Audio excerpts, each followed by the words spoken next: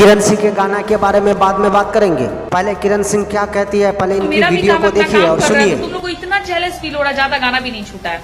पाए पाए पाए पाए पॉक पॉक। किरण सिंह कहती है कि उनको बार बार धमकी दी जाती है मारने की, पता नहीं क्यों लोग जान के पीछे पड़े हुए हैं।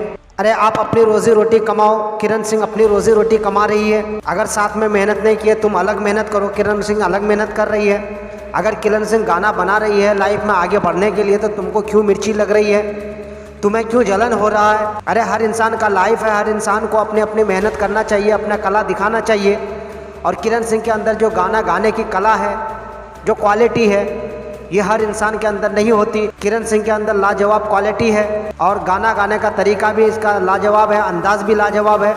क्योंकि इसके गाना को मैं एक बार नहीं, दो बार नहीं, कई मर्तबा सुन चुका हूँ और आप लोग भी सुन चुके हैं। और बहुत ही जल्द इनके गाने को भी हम अपने चैनल पे ज़रूर अपलोड करेंगे आप लोगों को सुनाने के लिए। और आप लोग ज़रूर किरण सिंह के गाना को सुने और किरण सिंह का सपोर्ट करें। बाकी ये जो सारी बातें हम आप लोगों को बता रहे हैं, ये सारी बातें सोशल मीडिया से ली गई हुई खबर है। हालांकि इन सारी बातों को हमारा चैनल पुष्टि नहीं करता है। बाकी आप सभी लोग हमारे चैनल में बने रहें। धन्यवाद।